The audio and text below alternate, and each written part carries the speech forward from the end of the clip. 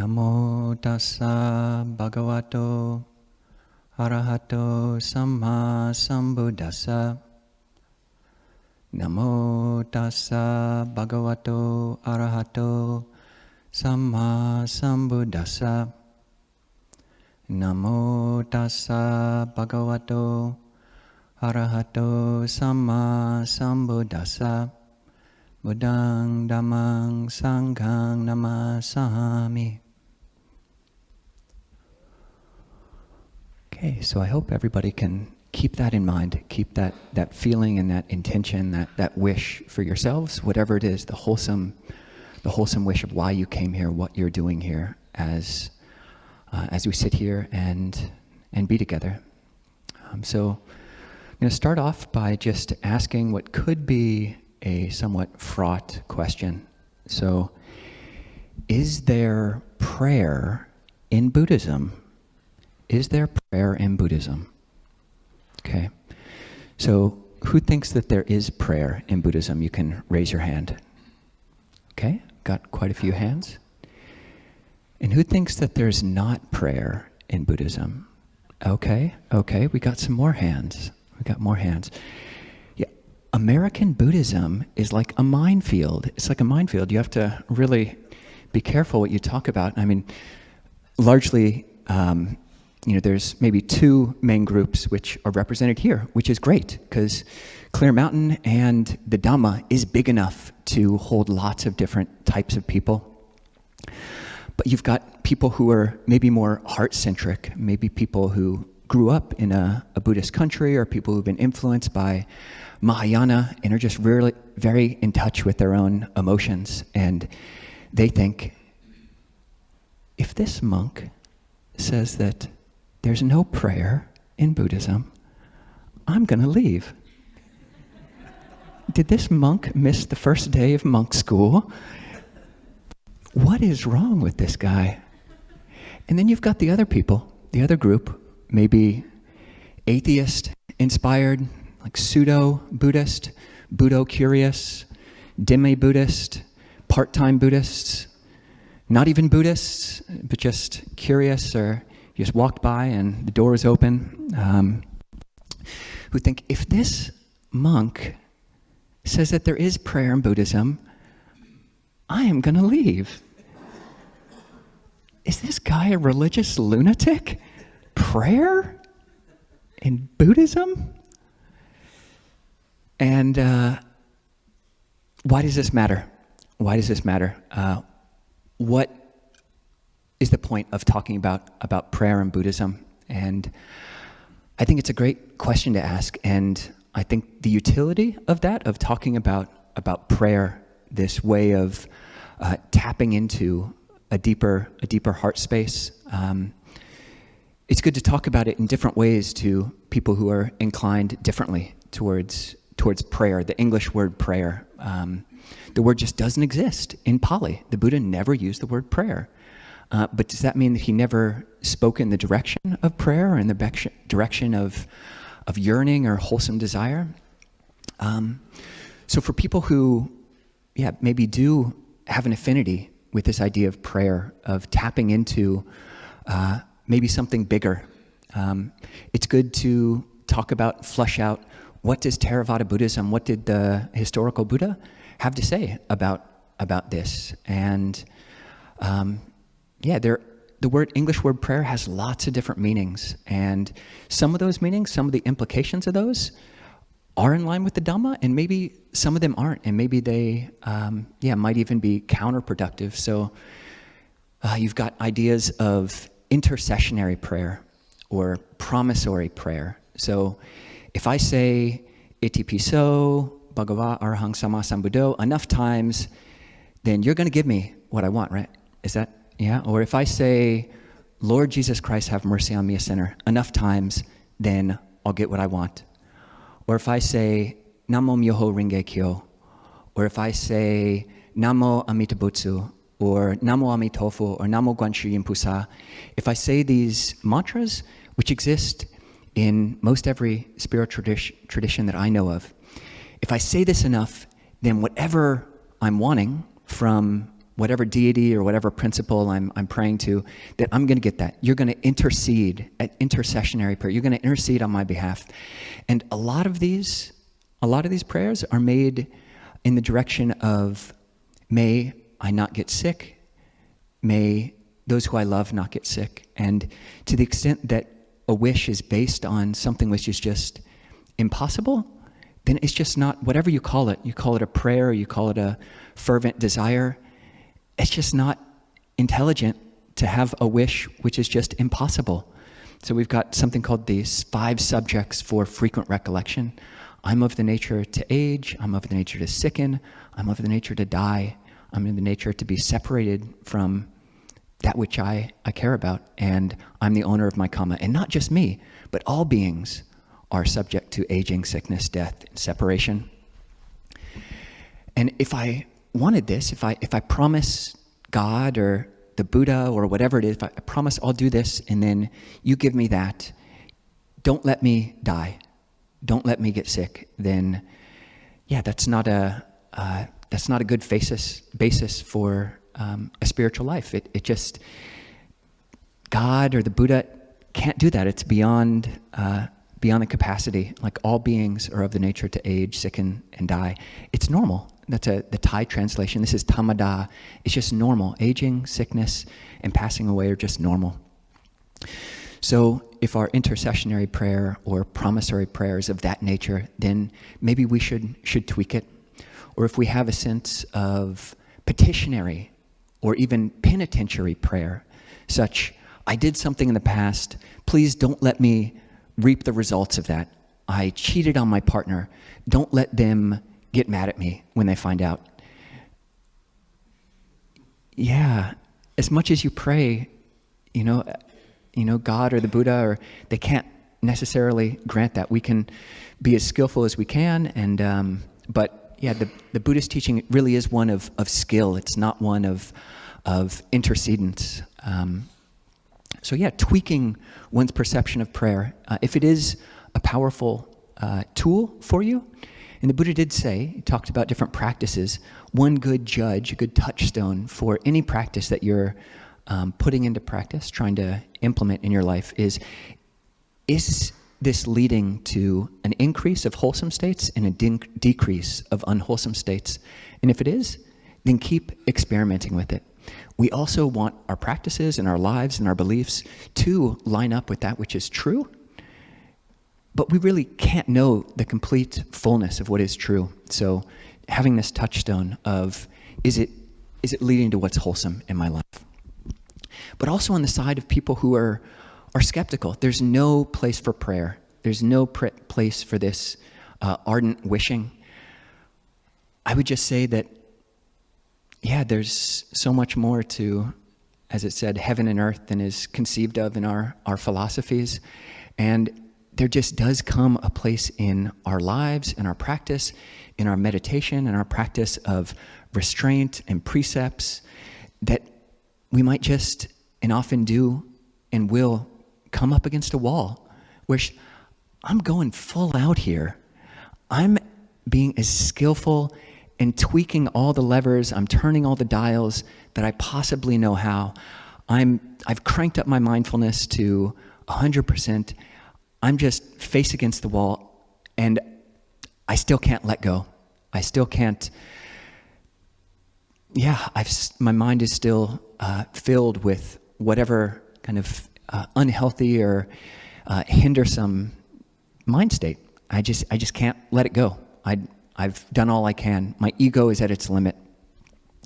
And there might be a place here for just, a question mark, or at least a wish. At least a wish. And this can be really powerful because our egos, we have to admit, are really just the tip of the iceberg. And there is the whole rest of the iceberg underneath the water, and there's the whole water, and there's the whole sky, and just so much that we don't know. And just, there is a wholesome place for wishing. And that leads me to my next question. I've kind of primed you with a bit of an answer, but is there a place for desire in Buddhism? Is there a place for desire in Buddhism and wishing? Yeses? Yeses? Nice. All right.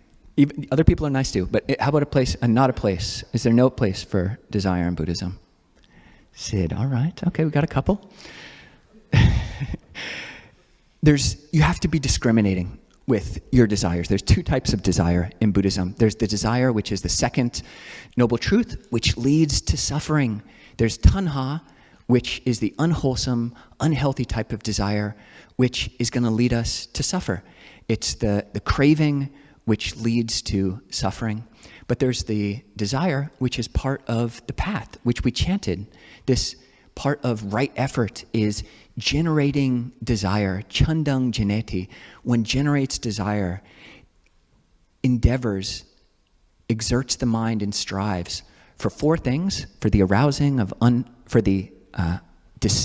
non-arising of unwholesome states that have not yet arisen, for the abandoning of arisen unwholesome states, for the cultivation of unarisen wholesome states, and for the increase and fulfillment by development of wholesome states that have arisen.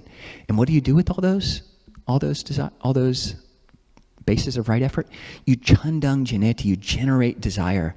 So there's very much a place for generating desire. And how do you do that? What does that look like in practice? What does that look like in practice? So something which I have been experimenting with recently could be conceived of as a prayer, a type of prayer. And it's got three parts. So first part, hopefully, won't be at all controversial. So the first part is that, as we were doing, you generate desire. So you tap into, okay, what was it that I said at the beginning of this period? What was it? Why did I say I'm here? What am I planning on doing? Okay, I want to speak the Dhamma in line with the Dhamma, and if others hear the Dhamma, may they practice the Dhamma in line with the Dhamma. Tapping into realizing what is your wholesome desire and being conscious about that. So that's the first step. Okay, hopefully not controversial yet. Hopefully not controversial. Just what is it? What is your wholesome wish?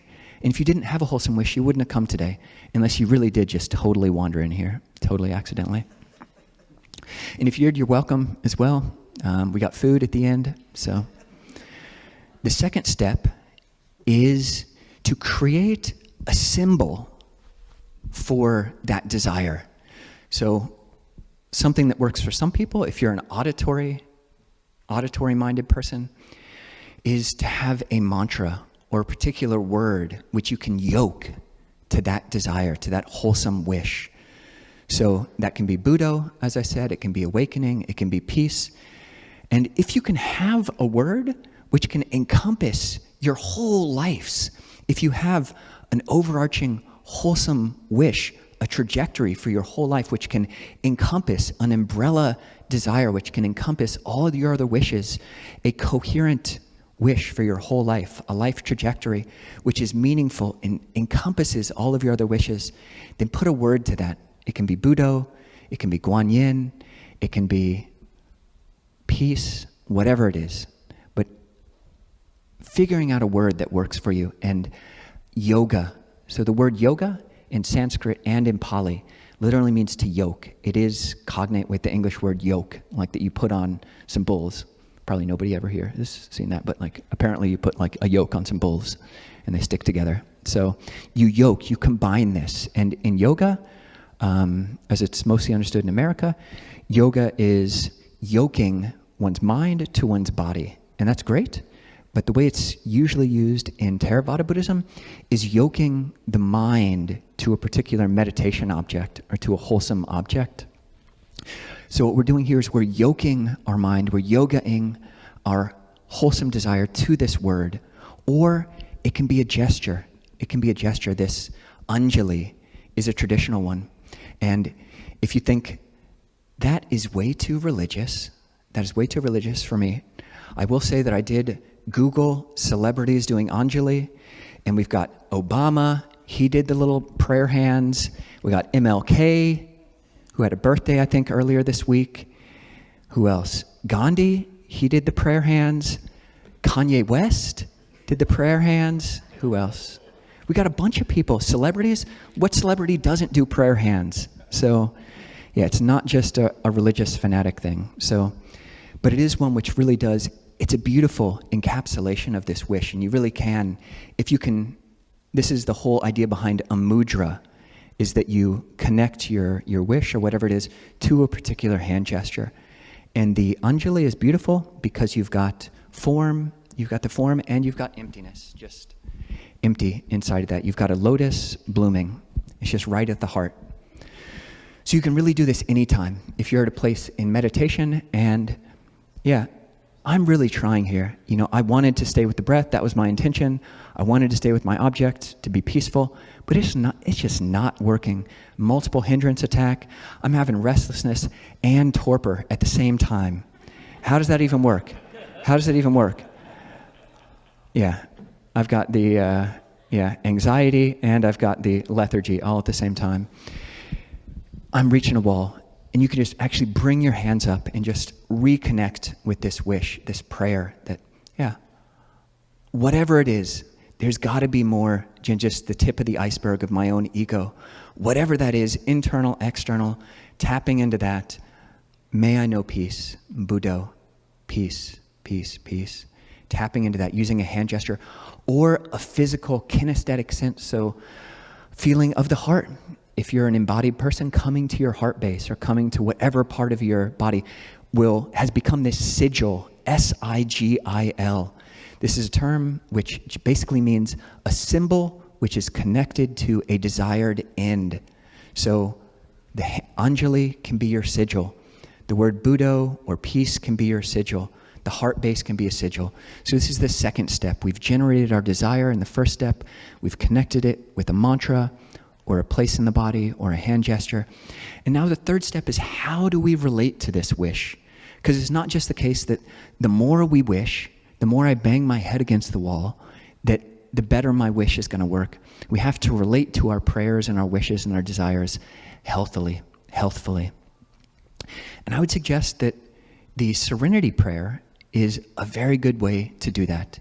And so I'll frame that for people in a non-theistic context. So that here will be, may there be the serenity, 3 parts. May there be the serenity to accept the things I cannot change, the courage to change the things that I can, and the wisdom to know the difference. May there be the serenity to accept the things I cannot change, the courage to change the things that I can, and the wisdom to know the difference. And notice that I changed the first 3 words from Lord grant me to may there be. And I might circle around back to that, but each of those words for most Buddhists in America, Lord grant me, unless we're talking about Hugh, all of those words are problematic in America. So Buddhism, there's a primary paradox at the heart of theravada Buddhism that we have to get our minds around, One is the truth of not self. This is the 3 characteristics. This is true not just about me, but about everything in the universe, including Nibbana, which is outside of the universe. But none of that, nothing is self. Everything is this not self, the truth of anatta. So that's one truth. But there's also this truth, which is the 5th of those 5 recollections, which I am the owner of my karma, heir to my karma, born of my karma, action. Whatever I do, for good or for ill, of that I will be the heir. So how do you pair those 2 things? The truth that I'm the owner of my karma, full responsibility. I'm the owner of my karma, heir to my karma, born of my karma, whatever I do, for good or for ill, of that I will be the heir. I'm not a victim. I'm responsible, full responsibility, with this truth of not self, full humility. Yeah, but I can't fly. I can't, there's so many things which we come up to so many walls in our minds or in our bodies. And where we are right now, I don't think anybody in this room could just straight walk through that door if it was closed and locked. It's not. But there are limits to a human capacity, and not self. We can't just wishful thinking. We have to be realistic about things. The truth of not self. So full responsibility with full humility. So we'll look at each of these aspects. So we've generated our desire. Why am I here? We've got my word, my gesture to go along with that. And do feel free, like either really any time. And this can be an especially good practice through daily life. People talk about, how do I take meditation into daily life? A gesture, a mudra, a way of embodying into the world is a great way to do that. Just, I know what this hand gesture means. It means peace, it means stillness, it means kindness for myself, it means not self, and it means accountability. It means all of these things. And I can just breathe and come back to that. But we relate to it with these three principles of the Serenity prayer. So we'll go into the second first. May I have the courage to change the things that I can. This is that truth of right effort. We generate desire. We generate desire. We have the courage. So the Pali word for right effort is samavayamo, or another word is virya. Virya is the Pali word. And it is cognate with the English word virile or victor. It's the person who is strong. It's a hero, a vira in Sanskrit and Pali, and I think modern day, maybe Hindi. A vira is the hero. It's the hero. You tap into this courage, this courageous energy that I can abandon unwholesome states. This is part of right view. Actually, I would argue this is the basis for faith in Buddhism. It is possible to abandon unwholesome mind states, and it is possible to cultivate wholesome mind states. That is possible. Tapping into that hero energy, this can be done. This can be done. It is possible. And notice there's not a first-person pronoun there, and it's helpful to frame things in universal terms, because that I is tricky. The I is tricky. But it is possible. It is possible. So tapping into this heroic energy.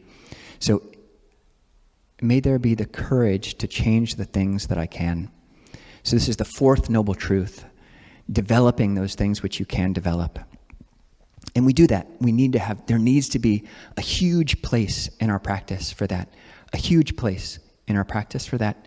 And it's 100% of our practice when it can be 100% of our practice.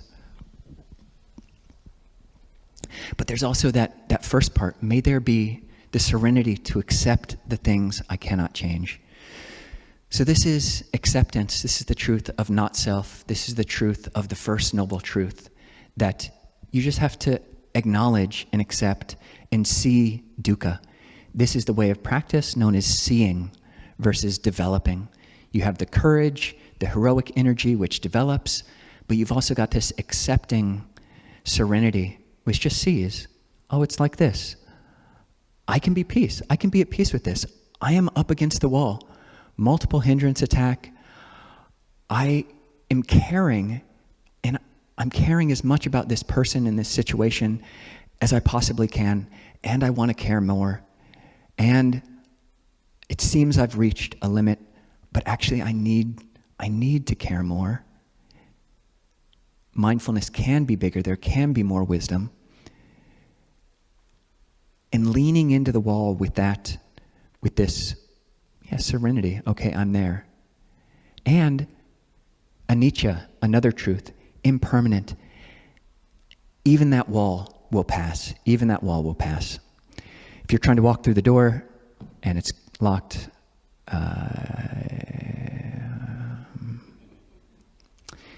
limits for analogies, but the third aspect of this is very important as well, and the wisdom to know the difference. We have to have wisdom. We have to have panya. This is the aspect of right view. the aspect of right view, the wisdom to know the difference. There's a beautiful Dhammapada verse number 80, where the Buddha said, just as an irrigator will lead the water. So an irrigator is someone who's cutting a ditch, leading a body of water, a stream, cutting it in your garden or not. You can't just do hard right angles. You need to lead it. You need to bend it. You need to be skillful with that. Just as an irrigator will bend and work with water, just as a fletcher, i.e. an arrow maker, will make an arrow, you need to make it as straight as possible in this situation.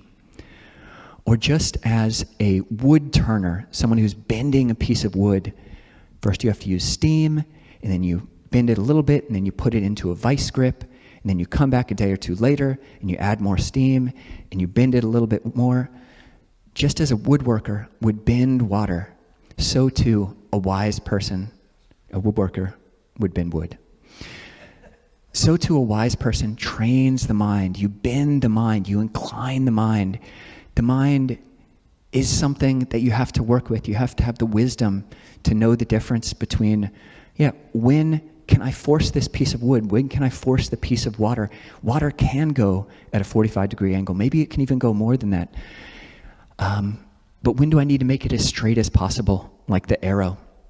Having the wisdom to know if you're guiding a body of water or straightening an arrow or bending a piece of wood, how flexible, how malleable, how workable is the mind right now. And that's one reason that we cultivate samadhi, where the Buddha says, when you cultivate samadhi, you can make the mind concentrated, purified, bright, free from imperfections, malleable, wieldy, workable,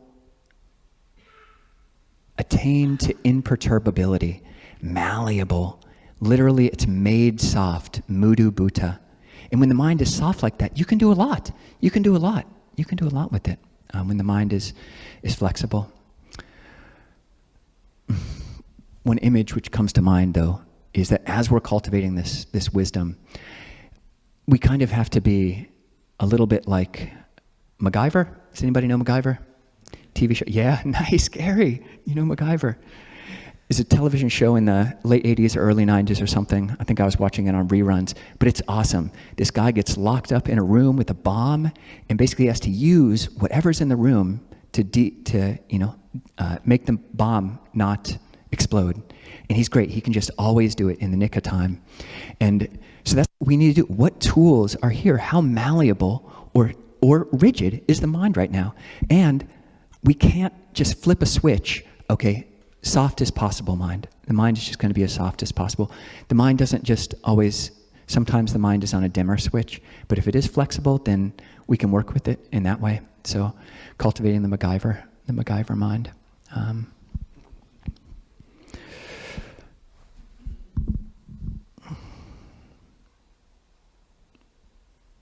So yeah, just figuring out whether the word prayer works for you or it doesn't. It is important to figure out a way to work with desire, to generate desire in a wholesome way, and to really lean into that and figure out a way. It can be a very, very powerful practice. And if you can do this, find some version of this 3-step process of knowing what your desire is, your wholesome desire, knowing that clearly, yoking it with a particularly wholesome or healthy meditation word or a mantra or a mudra or a heart base or some other part of the body, and then relating to it with wisdom, knowing when it's the time for serenity, when it's the time for courage, when it's the time for wisdom. You might find it's another just powerful, skillful means, a powerful tool that you can add to your tool belt, and you don't have to be afraid of it. You don't have to be afraid of it. And it might just prove to be a really helpful thing for you. So I wish everybody a lot of growth in Dhamma, and I hope we all grow in the Dhamma and have the wisdom to be able to see for ourselves how to practice what is the right Dhamma principle to be engaging in right now. So close the talk there. Handamayang Dhammakataya Sadhu Karang Dadama Se Sadhu, sadhu, sadhu, anumodami.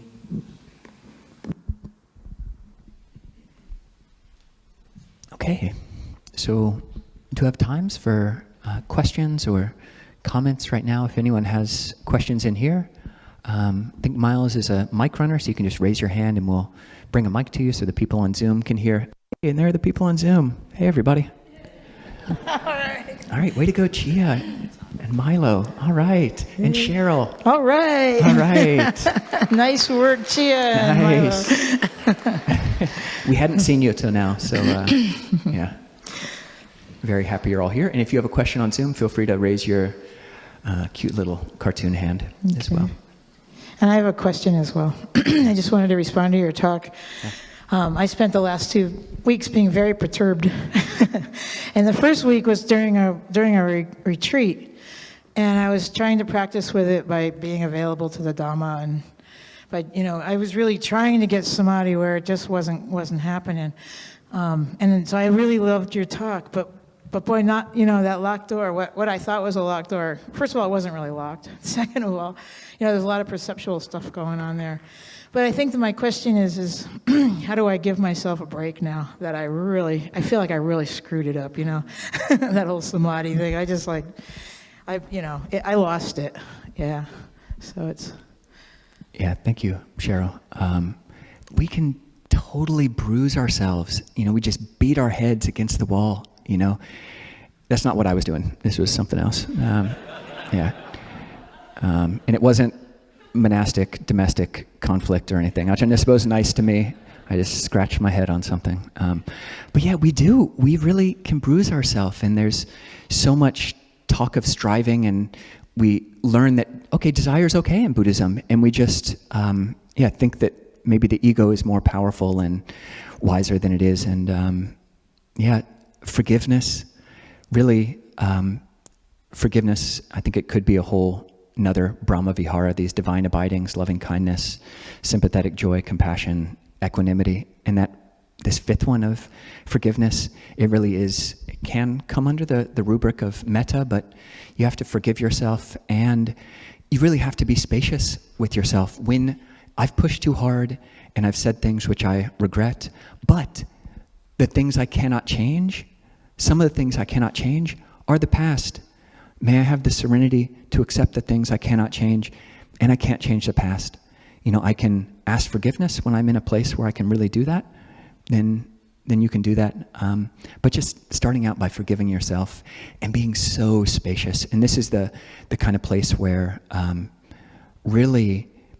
so an object-based practice where you're really intently at the nose, paying attention to the breath at the tip of the nose, or a mantra, that can be great. You can get your mind really concentrated. But there's also a huge place for emptiness practice, for spaciousness practice, for a tapping into and living the sphere of unlimited space. And feeling that, you can feel behind you infinitely. You can't feel the wall behind you. And holding, Cheryl holding little Kovilo in this huge space of kindness. Yeah. So please, I hope we can all do that, because it sucks to hurt ourselves. Yeah. Thank you, Ajahn. That's really helpful. Oh, maybe Trin.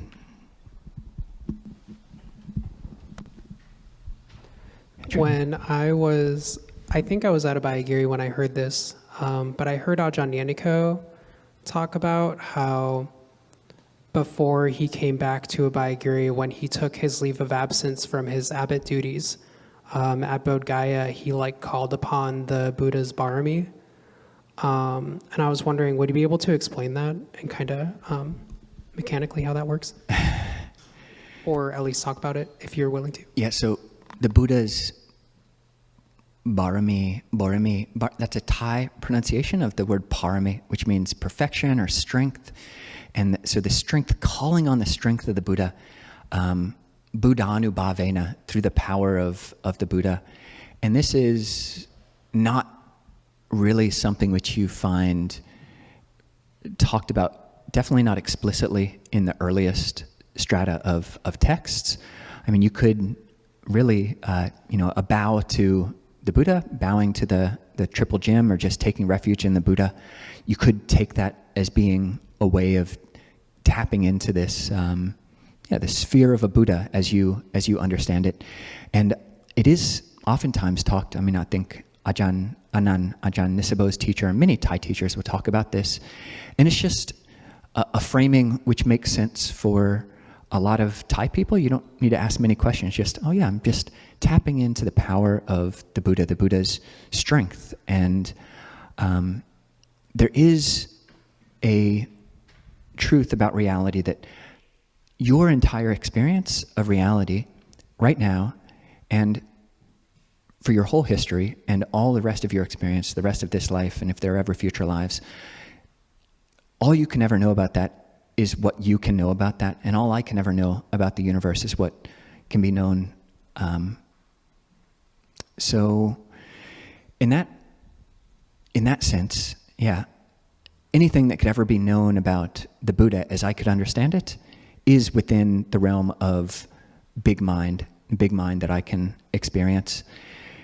And yeah, if you can, I think it doesn't actually lend itself so well to talking about the dynamics of the structure of how that works. It's a belief, and it's a heart turning, and yeah, I think there is a way it can make sense on a intellectual level of, yeah, may I interact with the fullness of the Buddha, and just leave it at that.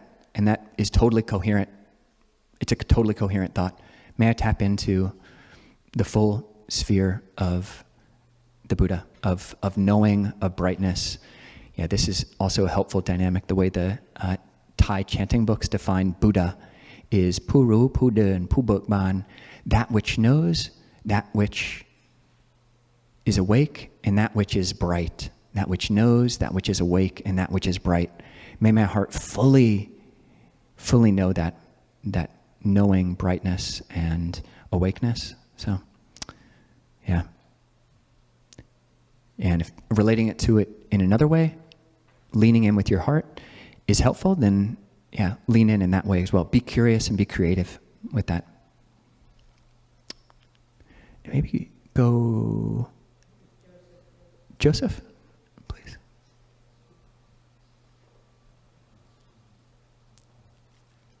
Thank you, Ajahn. There is so much gratitude for this talk. The heart is absolutely radiant. Sadhu, sadhu, sadhu. I was so inspired by what the topic today. Wow. The two types of prayer that came up to mind for me was thanksgiving, giving thanks, prayers of thanksgiving, and requesting blessings. Because I remember a teaching saying, one who encourages, approves, and praises the abstaining from non-virtue is deposited into a heavenly state, as well as abstaining from non-virtue. So when you request a blessing, you're encouraging, you're approving of someone cultivating wholesome actions of body, speech, and mind. And then that's something you can rejoice in and give thanks in. So I was wondering, may you please chant a blessing for us so we may rejoice in goodness?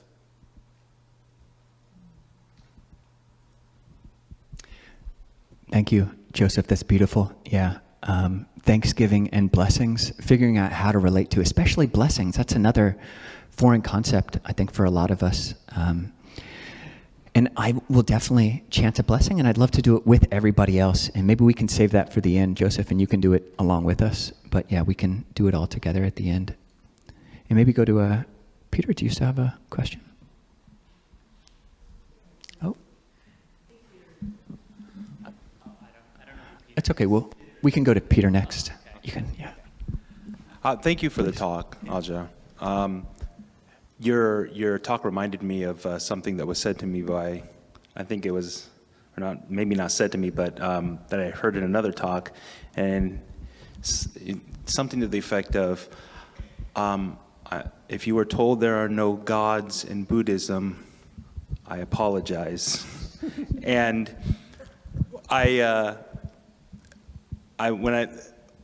when you were becoming a monk, was that something that you also had an experience with, and was that something that you had to yourself deal with? Because my understanding is that a lot of Westerners, when they come into Buddhism, there is that thought that I am leaving the idea of a God to embrace something that's more atheistic. And what has your recommendation been to individuals who have also had to deal with that? Yeah. Thank you. Yeah, thank you. What's your name? I don't Donald. Donald, good to meet you. Yeah, no, it's a great point. And I'd say largely for myself, this aspect of making a prayer, really focusing on and being clear and leaning into this heart space prayer is mostly completely divorced from any belief that I would have about gods in the universe.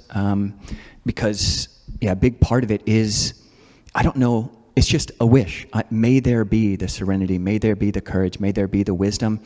And if it's only my subconscious that hears that, I'm totally fine with that. And if there are other beings that can hear it, I'm totally fine with that. Whoever can help, that's fantastic. But there is we don't have to take a test, like saying if we have right view, we don't have to get like a 70% on the right view test to get ordained as a monk, So I think a lot of Western monks have a lot of different opinions about rebirth in other realms, and it is taught in early Buddhism, and it is a working hypothesis for myself. Have I ever seen devas? I don't think so. Other realms? Not so sure. But do I have proof that they don't exist? Definitely not. Do I believe that the Buddha taught that they do exist, or that he did experience that they exist? I do. And in terms of how I would encourage or not encourage someone else in those directions, like if someone can lean in that direction, either of those directions, in a way which helps their practice, like if believing that there are other beings in this room, or in my room, in your room, that could maybe see me, whether that's an arahant, some psychic being or other realm, and that has an effect. Like maybe you would play less Angry Birds if you thought angels were watching, or maybe you would play less of whatever video game you're trying to play, or whatever are your addictions. If an angel was watching, would I really be doing this? Maybe not. Leaning in that direction. But if somebody's like, I don't believe in it, and actually I'm about at wit's end with people even talking about it in Buddhism. I didn't come to Buddhism. I don't want to believe it. I can't believe in it. And you can't push. You really can't force. This is like one of we come into that, as MacGyver, we come into this room, and we can only work with the faith or lack of faith that is in that room. We can't just, bend the water at a 90-degree angle and say, I'm going to have full faith because the Buddha said it would be helpful. You just can't do that with faith if you're being honest with yourself. So, no pressure. If people can't get there, there's so much that Buddhism has to offer in teachings of generosity and morality, ethics, meditation, which really don't have to have anything to do with belief in other realms.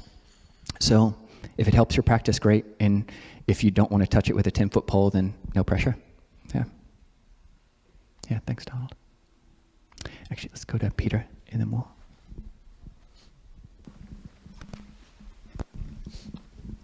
Yeah, thank you for this talk, Ajahn. A number of things came up, but there are kind of two questions. You don't have to answer both. The first one is, you were saying that there is no reference to prayer as it's defined in English in the Buddhist canon. But what is the definition? I guess that's the first question in English that isn't found there. And then the second question that maybe you could speak more about is just that anatta and the not self, and the sort of in the five recollections, the sort of, being heir to your karma. So basically you have some power, you're creating some kind of momentum, that still seems like a paradox at the end of the talk. So, thank you. And maybe I'll just address that first. The first one about prayer. I mean, as I was trying to say, there's different. The English word prayer has so many different meanings. Probably every person in every church you would go to has a different idea about what prayer is in these different types: intercessionary, promissory, petitionary, penitentiary, or just, that I'll pray for you. I'm praying just a strong desire. I'm really praying that, we all have peace of mind, just a strong wish and wanting that. And so it's unclear in English, which is kind of the beauty. Why I use so much Pali is because Pali is so much more precise. It's basically a dead language which was just preserved in Theravada Buddhism. So it has the clear meaning that, in one particular epoch in human history, in the Indian subcontinent, it was used for a very particular purpose, namely the purposes of Buddhism. Whereas, Sanskrit has, there's all sorts of Hindu meanings and Jain meanings, which are also used in Sanskrit, whereas Pali doesn't have that. And English is just such a hodgepodge of meanings. And if people don't like the word, then there's no pressure to use it. But if it does seem, like if your grandma wants you to say that you're praying for her, is there a way that you can relate to that word, which is intellectually honest within yourself and would satisfy her desire, her prayer? Yeah.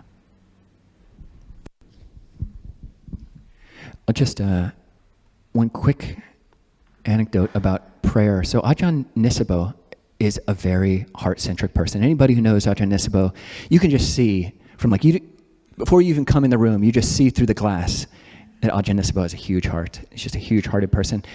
And he does use prayer in a way that I don't. He has a prayer, he tells me, that he says every day, which is just, Lord, humble me. Lord, humble me.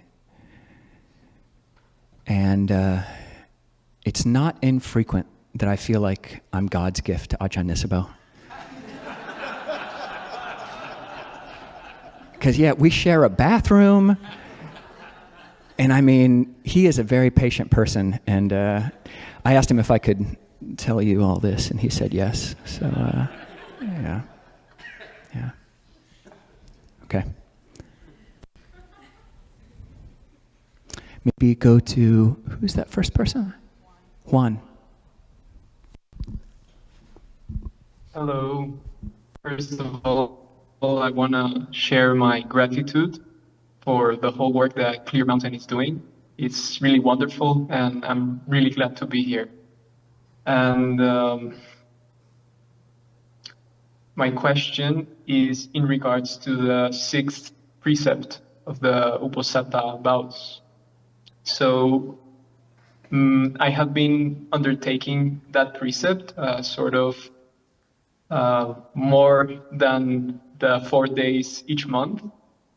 And I have started to get a little bit worried for my weight or, fasting and the weight thing. I have basically my whole life, I have been skinny. And I don't know, I'm worried about keeping the precept and maybe getting too thin. And I was wondering if anyone interested in a monastic life or who is actually a monk has had to go through something similar, and how do they go through that? Because maybe the Western standards for a good weight might be different from the monk's standard of a good weight. So anything you can share about that, I believe it will be of great benefit. Great. Thank you, Juan. It's good to meet you. So the sixth precept, which some people voluntary as monks and nuns, we take this precept all the time. I undertake the precept to refrain from eating at vikala times, at what's translated as inappropriate times, literally the wrong time. And for monastics, that's any time after solar noon to the following dawn, dawn rise. And so some people, some lay people will take that and undertake it, try to keep it all the time. Or some people will try to do it once a week or once a month or 3 times a week. So different ways to kind of up your practice to see, oh yeah, do I actually really need as much as I have been used to consuming? And I think it's really important to be very conscious about the time frame. So you talk about SMART, S-M-A-R-T resolutions, which are specific, measurable, actionable, reasonable, and time-bound. So as a monk or a nun, I have undertaken this precept. The time bounding is for as long as I'm going to be a monk. I'm going to keep this precept. But as a layperson, you have more flexibility. And I would suggest, if you are experiencing some, being more specific with how long you take this on. Maybe you, if the weight loss, if it's just an intellectual worry, then maybe you just want to watch it. But if it's actually a health worry, then you might want to adjust. This rule of not taking solid foods, there are calories which a monastic can take in, and people taking the 6th precept can take in something called the 5 tonics, which are ghee and honey and molasses and fat and new butter, or navanita. Some people translate that as cheese. So, and we can take in non-caloric medicines like coffee and tea and other herbs. So you've got that whole realm of things. And there are monastics who, say, have diabetes. In some of these tonics, it's just not smart to be eating a bunch of sugar. That's just ridiculous. Are you crazy? Figuring out, being honest with yourself about what your body situation is, what your ordained or non-ordained status is, and saying, oh yeah, maybe I don't, if you've taken on, maybe trying it for a day less a week and seeing if your body responds differently that the day that you are taking food. Maybe you want to define for yourself vikala differently. Okay, I'm not going to, what the quote inappropriate time for me is going to be is, okay, I'm going to only eat from lunch till dinner, or whatever the times, just being specific about that. So it's, there's nothing magical about eating just in the morning, but the whole principle is to look at your own situation and how much do you really need, but being honest and compassionate with yourself and realistic with your own body. And you don't want to damage your health.